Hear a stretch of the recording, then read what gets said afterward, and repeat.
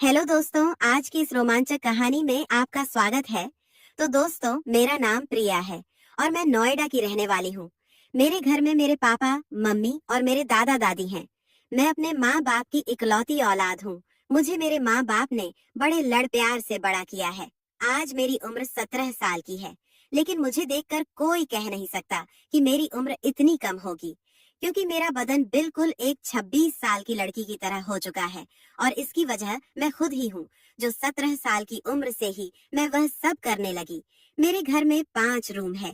एक में मेरे मम्मी पापा और दूसरे में मेरे दादी दादा, जो अब 61 से ज्यादा उम्र के हैं और ज्यादातर अपने रूम में ही लेटे रहते हैं। और तीसरे में मैं खुद रहती हूँ और बाकी के 2 कमरे हम अलग अलग कामों के लिए उपयोग में लेते हैं। मेरे पापा की उम्र 40 साल की है। मेरी माँ वैसे तो बहुत खूबसूरत है, लेकिन बहुत ही पुराने विचारों वाली एक साधारण औरत है, जो अपना ज्यादातर वक्त पूजा पाठ या अपने सास ससुर की सेवा में और घर के काम काज में रहती है। मेरे पापा, जो एक बिजनेसमैन है और अपना खुद का बिजनेस चलाते हैं। हम बहुत अमीर तो नहीं हैं, लेकिन हमारे घर में किसी चीज की कोई कमी नहीं है। मेरे पापा भी बहुत खूबसूरत हैं, लेकिन मेरी माँ तो उन्हें टाइम ही नहीं दे पाती है। सिर्फ रात में जब उनके सोने का वक्त होता है, जब ही उनके पास जाती है। यह बात तब की है, जब मेरी उम्र 19 साल की थी। एक रात हम सब खाना खाकर सोने के लिए अपने अपने रूम में चले गए थे कि तभी अचानक से मुझे लगा कि मेरे मम्मी पापा के रूम से लड़ने की आवाजें आ रही हैं। मम्मी पापा का रूम मेरे रूम से ही लगा हुआ था। मुझे जिंदगी में पहली बार लगा था कि मम्मी पापा की लड़ाई हो रही है। इसीलिए मैं यह जानना चाहती थी कि वह लड़ क्यों रहे हैं। पहले तो मैंने सोचा कि मैं मम्मी से जाकर पूछूं, लेकिन फिर बाद में सोचा कि वह लोग मेरे सामने शर्मिंदा हो जाएंगे, इसलिए मैंने पूछना उचित नहीं समझा। लेकिन फिर भी मेरे मन में वजह जानने की तेज इच्छा हो गई, और जब मुझसे नहीं रहा गया तो मैंने उठकर देखने की कोशिश की। मेरे रूम में एक खिड़की थी जो उनके कमरे में मैं खुलती थी। वह खिड़की बहुत पुरानी तो नहीं थी, लेकिन उसमें 2-3 जगह थे। फिर मैंने अपने रूम की लाइट ऑफ कर दी और उस छेद में आंख लगा दी। अब अंदर का नजारा देखने के बाद बदन में करंट सा दौड़ गया था, क्योंकि पापा और मम्मी को इस तरह मैंने कभी नहीं देखा था और मेरी मम्मी उन्हें बार बार मना कर रही थी। और अब मेरी नजर तो बस वहीं टिक गई थी, तथा मैं चाह कर भी अपनी नजर हटा नहीं पा रही थी। अब वह लोग कुछ बात कर रहे थे, लेकिन मेरा ध्यान तो कहीं और ही था, तथा उनकी बातें सुनने का ध्यान भी नहीं था।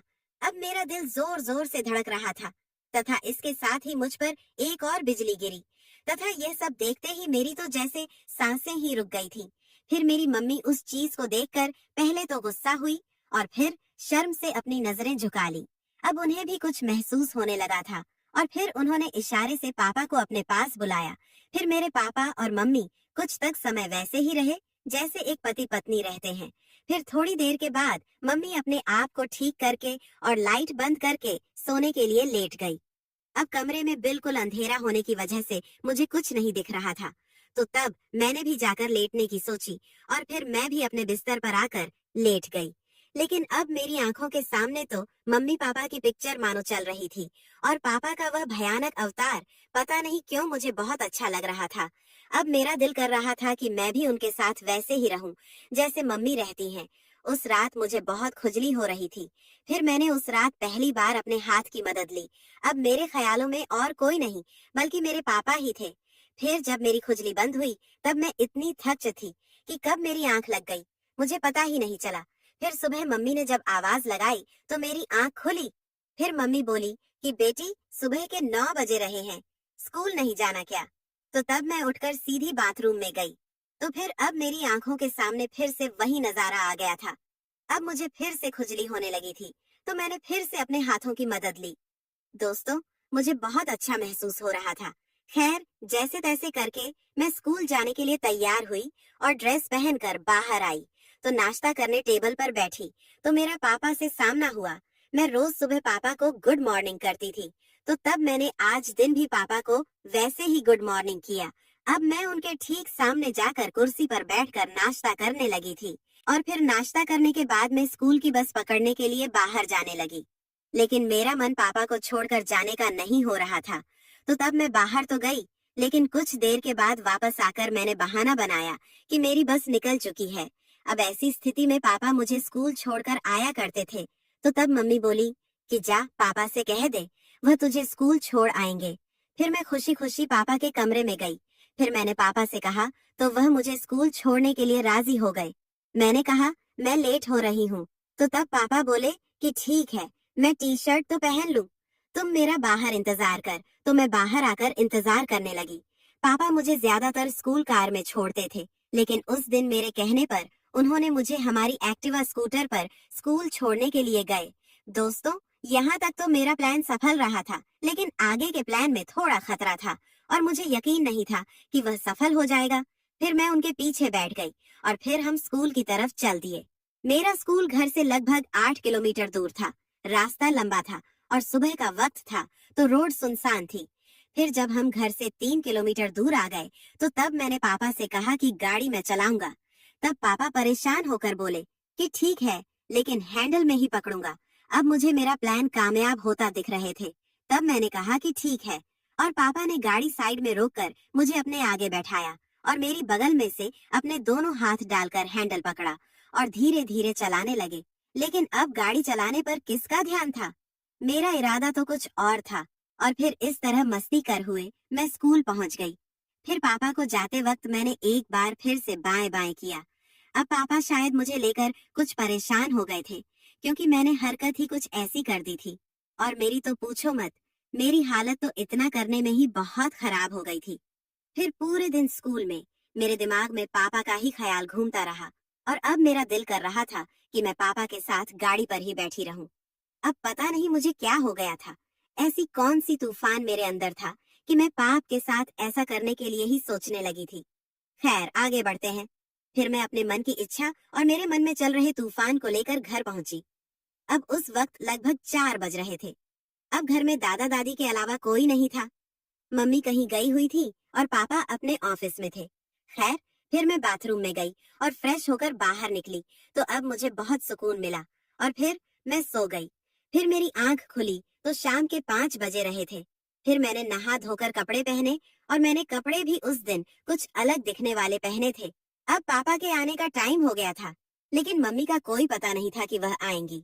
फिर शाम के 7 बजकर 30 मिनट पर पापा ने घंटी बजाई, तो मैं दौड़ती हुई गई और दरवाजा खोला। फिर पापा मुझे देखकर थोड़े मुस्कुराए और मुझे देखते हुए बोले कि बेटा, आज तो तुम बहुत स्मार्ट लग रही हो। अब मुझे इतनी खुशी हुई थी कि मैं पापा को फंसाने में धीरे धीरे सफल होती जा रही थी। फिर अंदर आकर पापा ने चाय का ऑर्डर कर दिया, तो मैं रसोई घर में जाकर चाय बनाने लगी। फिर पापा भी फ्रेश होकर किचन में आ गए और इधर उधर की बातें करने लगे थे। फिर थोड़ी देर बाद मैंने पापा की तरफ देखा, तो पापा की नजर कहीं और थी। अब मुझे तो ऐसा लग रहा था कि जैसे मेरे मन की इच्छा पूरी हो जाएगी, और बस मैं ऐसे ही खड़ी रही। फिर चाय बन चुकी थी, तथा फिर मैंने पापा से रूम में जाकर बैठने को कहा और चाय वहां देकर के बाथरूम में जाकर खुद को शांत करने लगी थी। फिर मैं कुछ देर बाद बाहर आई, तो तब तक मम्मी भी आ चुकी थी।